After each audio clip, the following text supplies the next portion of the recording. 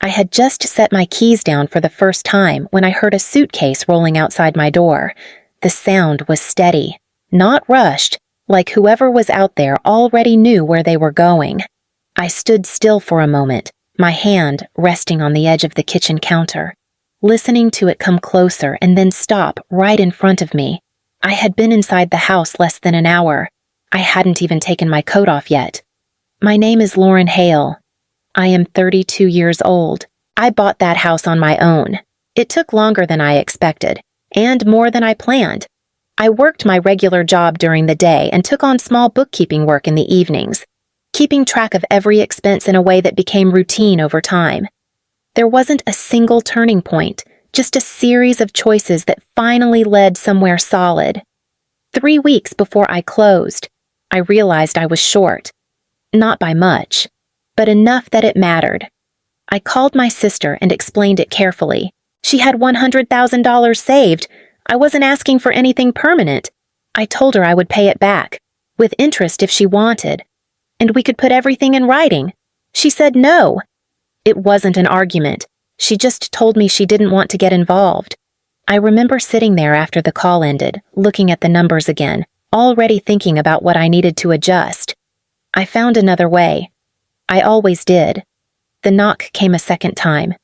Softer. I walked to the door and opened it. My sister stood there with a large suitcase beside her. She didn't greet me. She looked past me into the house, taking in the space like she was checking something she had been expecting. I figured I'd stay here for a while, she said, already stepping forward. I didn't move right away. For a moment, I thought about how I hadn't even had the chance to sit down in my own house yet. She walked past me, pulling the suitcase behind her, and headed down the hallway as if she already knew where she was going. She moved through the house without waiting for me, her hand brushing lightly against the walls as she went, opening doors one after another as if she were checking a place she had already decided to take. I followed a few steps behind, not close enough to stop her, but close enough to see what she was doing. The sound of the suitcase wheels dragged slightly over the hardwood, catching at the seams between boards. She paused at the first bedroom, glanced inside, then moved on. The second room held her attention longer. She stepped in, set the suitcase upright, and looked around in a slow, measuring way, like she was deciding how things would fit. "I'll take this one," she said. It wasn't loud or sharp. It was said in the same tone someone might use when choosing a seat at a table. I stood in the doorway, watching her reach for the zipper of her suitcase. "Why are you here?" I asked. She didn't look at me right away. She pulled the zipper down halfway, then stopped, like the question wasn't unexpected, just unnecessary. "I need somewhere to stay," she said, finally turning toward me. "You have space." There was no hesitation in it, no sign that she thought it might be a problem. She didn't mention the conversation from 3 weeks earlier, didn't acknowledge it in any way that suggested she remembered what she had said or how clearly she had said it. I stepped further into the room, enough that I was no longer standing at the edge of it. "You didn't ask," I said. She gave a small shrug, like that detail didn't matter enough to address. "I'm here now," she replied, and turned back to the suitcase, pulling it open the rest of the way. She started taking things out slowly, placing them on the dresser as if she were settling in for more than a few nights. A folded shirt, a toiletry bag, small, deliberate movements that made the space feel less like mine with each item she set down. I stayed where I was, watching it happen, aware that the conversation wasn't really happening in words anymore. She wasn't waiting for an answer. She had already decided what it was going to be. 3 weeks before I closed on the house, I sat at my kitchen table with the paperwork spread out in front of me, going over the numbers again, even though I already knew where the problem was. I had most of what I needed, enough that it should have felt settled, but there was still a gap that I couldn't ignore. It wasn't a large amount compared to the total, but it was enough to stop everything if I didn't find a way to cover it. I called my sister that afternoon. I kept the conversation simple, explained the situation without rushing, and made it clear that I wasn't asking for anything open-ended. I told her exactly how much I needed and how I planned to pay it back. I even said I would write it out formally if that made her more comfortable. There was a pause on her end after I finished. "I don't want to get involved in that," she said. Her voice was steady, almost careful, like she had already decided and didn't see a reason to explain further. "It wouldn't be complicated," I said. "I can make it straightforward." "I know," she replied. "I just don't want to." There wasn't anything in her tone that suggested doubt or hesitation. It wasn't emotional. It wasn't even dismissive in an obvious way. It was simply closed. I sat there for a moment, holding the phone, waiting to see if she would add anything else. But she didn't. "All right," I said. "I understand." We ended the call shortly after that. I stayed at the table for a while, looking at the same numbers, knowing they hadn't changed. The conversation hadn't shifted anything either. It just made one part of it clearer. I wasn't going to get help from her. By the time I stood up, I had already started thinking about what I needed to do next, adjusting things in my head the way I had done before. Some answers don't come with an argument. They just leave you with fewer options and a quieter understanding of where you stand. It wasn't something new that I needed to figure out. It had been there for a long time, just in smaller pieces that I never lined up properly. A few years ago, she asked to borrow money. It wasn't urgent, at least not in the way she explained it, and I didn't think much about it when I agreed. I transferred the amount that same day and didn't bring it up again. She didn't either. "I'll send it next week," she had said once when I brought it up months later. She didn't. After a while, it stopped feeling like something that needed to be settled and started feeling like something that had already been decided. There was also a period when she stayed with me for what was supposed to be a short time. She arrived with a bag, said she just needed a place to land for a couple of weeks, and I let her have the spare room. Within days, she was moving things around, inviting people over, filling the space in a way that made it hard to remember it hadn't always been hers. When I asked her about it once, she said, "It's not a big deal. I'm just making it livable." I let it go. When I needed help, though, she was never available. There was always something else, something that took priority, something that made it reasonable for her not to show up. No one in the family said anything directly, but it was understood. I handled things. She needed things. I didn't question that for a long time. It only becomes clear when you stop adjusting for it. I stayed in the doorway a moment longer, watching her move around the room as if the decision had already been made, and the only thing left was to settle into it. "You can't stay here," I said. I kept my voice even, not raised, not sharp. I wanted it to sound clear, not emotional. She didn't stop what she was doing. She folded a shirt once, set it down, then reached for something else in the suitcase. "It's just for a little while," she said. "I'll figure something out." The way she said it made it sound temporary, but nothing about what she was doing felt temporary. She opened one of the drawers and slid it halfway out, as if she was already deciding where things would go. "I mean it," I said. "This isn't something we talked about.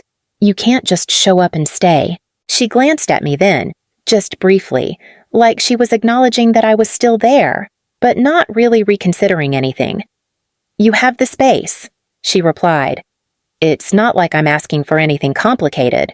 I stepped further into the room, close enough now that I could see the small pile of her things already starting to form on the dresser. "It is complicated," I said. "This is my house. I just got here. I need time."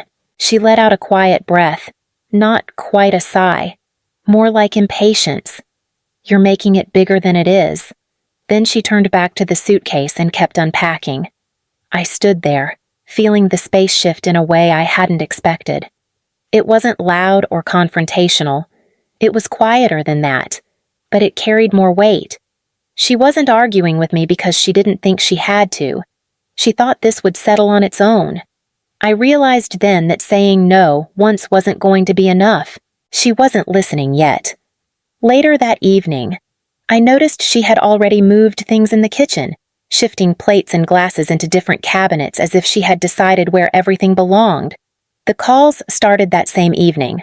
The first one came while I was standing in the kitchen, looking at a cabinet I hadn't opened yet. I almost didn't answer, but I did out of habit.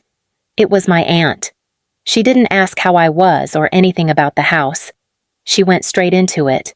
"I heard your sister went to stay with you," she said. "She's having a hard time. Lauren, you shouldn't turn her away like that." I held the phone for a second before responding. "She didn't ask," I said. "She just showed up." There was a pause, but it wasn't the kind that meant she was reconsidering anything. Well, she wouldn't come unless she needed to. My aunt replied, "You've always been the one who can handle things." The call ended not long after that. I set the phone down, but it didn't stay quiet for long. The next call wasn't as gentle. "You're making this harder than it needs to be," another relative said. She wouldn't be there if it wasn't serious. They already knew what had happened, or at least they thought they did. No one asked me to explain it fully. They just reacted to the version they had been given. At some point, I stopped trying to explain. I stood in the hallway once, listening to the sound of my phone vibrating against the table in the other room, and let it ring until it stopped. One of the calls I did answer was from a cousin I hadn't spoken to in a while. His tone was quieter than the others. "She's been having problems," he said, "more than she's telling people." I didn't respond right away. "What kind of problems?" I asked. He hesitated. "I don't know everything," he said. "She doesn't have anything lined up," he said. "Not even temporary."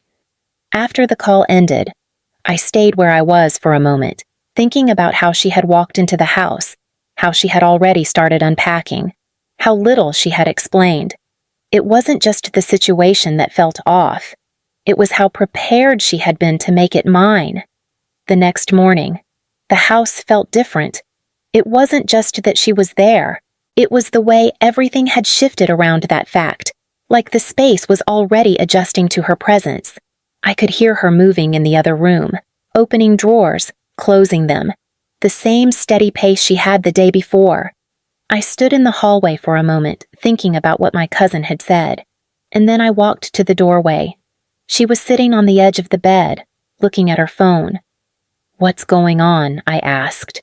She didn't look up right away. She kept her eyes on the screen for a few seconds longer, then set it down beside her. "I told you," she said. "I just need a place for a bit."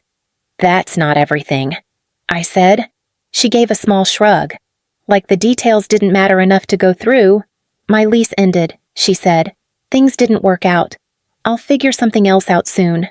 Most of my money's tied up right now," she added, more quietly. "I can't access it." The way she said it felt incomplete, like she was offering just enough to move past the question without actually answering it. When I asked, she didn't respond to that. Instead, she stood up and walked past me, heading toward the kitchen as if the conversation had already reached its natural end. I stayed where I was, replaying the pieces I had in my head, the sudden arrival, the suitcase packed like she wasn't planning to go back, the calls from family, the way she had stepped into the house without hesitation. It wasn't hard to see what it added up to. She hadn't come because she thought I would help. She had come because I was the only option left that didn't require explaining anything. She had come because she didn't have another place to go, and she expected that to be enough. Understanding it didn't make it easier to accept. It just made it harder to ignore. By the afternoon, the room didn't look temporary anymore. Her things were spread out in a way that suggested time, not everything unpacked, but enough that it had already started to take shape. A few items on the dresser, shoes near the wall, her bag no longer zipped. Small decisions that added up to something more permanent than she was willing to say out loud. I stood in the doorway for a moment, watching her move between the bed and the closet. She didn't seem rushed. There was no urgency in her pace, just a steady assumption that this was going to work itself out. I stepped into the room. "You need to leave," I said. She paused, but only for a second. Then she picked up a shirt from the bed and folded it slowly, placing it into one of the drawers she had already claimed. "It's not that serious," she replied. "I told you. It's just for a little while." I didn't respond right away. I let the silence sit there between us, longer than I had before. It felt different this time, not like something that needed to be filled. "No," I said. "It is serious." She turned to face me then, her expression tightening slightly, like she was trying to decide how far to push it. "You're really going to do this?" she asked. "I have nowhere else to go," she said, her voice tightening. "You're really going to throw me out like this? You've always had more than me," she continued. "You think you did this all on your own?" she said. "You just got lucky. Lauren, that's all this is. You can't even make space for a few weeks. I already am," I said. There wasn't anything raised in my voice, no anger that needed to be heard, just the decision, stated as plainly as I could. "This is my house." I continued, "You can't stay here." She looked at me for a few seconds, longer than she had at any point since she arrived. It wasn't disbelief exactly. It was more like she was adjusting to something she hadn't expected to have to consider.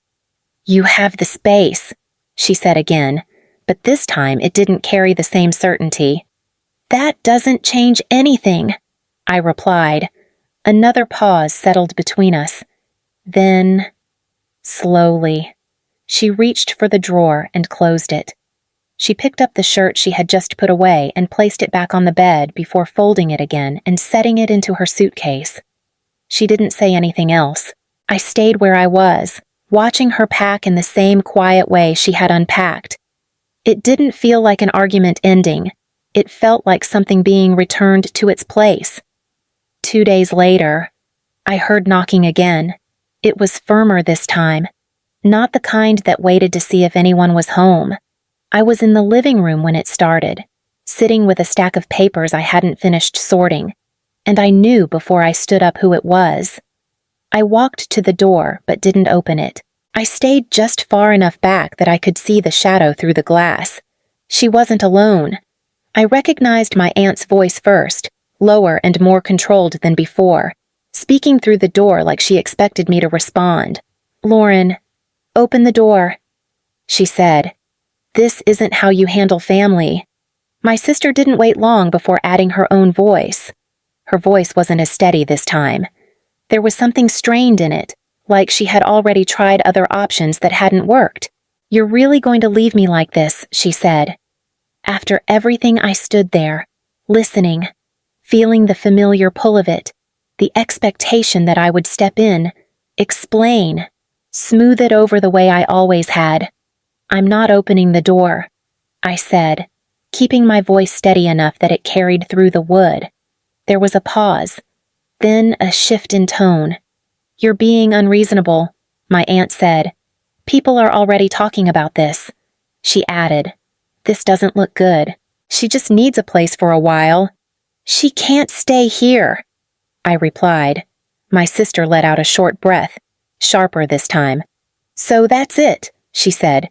"You just don't care." I didn't answer that. The knocking came again, louder, followed by a few seconds of silence that stretched longer than before. I stepped back from the door and picked up my phone, calling building management and explaining the situation in simple terms. By the time I returned to the hallway, the voices had lowered, then faded. A few minutes later, it was quiet again. I stayed where I was, not moving right away, letting the silence settle fully this time. It didn't feel uncertain anymore. It felt finished. After they left, the house stayed quiet. Not the kind of quiet that feels empty, but the kind that settles in slowly, like it has been waiting for things to stop shifting. I walked through the rooms without thinking too much about where I was going, noticing small things I hadn't paid attention to before, like the way the floor creaked near the hallway and how the light moved across the wall in the late afternoon. A few people in the family stopped calling. One of them was my aunt. She didn't reach out again. Others reached out later, more careful with their words. as if they were trying to understand something they hadn't seen clearly before. I didn't explain it again. I didn't feel the need to. I thought about my sister a few times, not in a dramatic way, just in passing moments when something reminded me of how things used to be. It wasn't all bad. That part stayed with me, even if it didn't change anything now. There was a cost to it. I could feel that, even without putting it into words. But there was something else too. The house felt steady. The spare room stayed empty. I left it that way. It felt like something I didn't have to defend every minute, like I could move through it without adjusting for someone else's expectations. That wasn't something I had noticed before, how often I made space for things that were never really mine to carry. If there's anything I've come to understand, it's that not every relationship holds up when you stop giving more than you receive. And sometimes, that's the only way you find out what was really there. I stayed in the living room as the light shifted, letting the quiet remain as it was. For the first time, it felt like enough.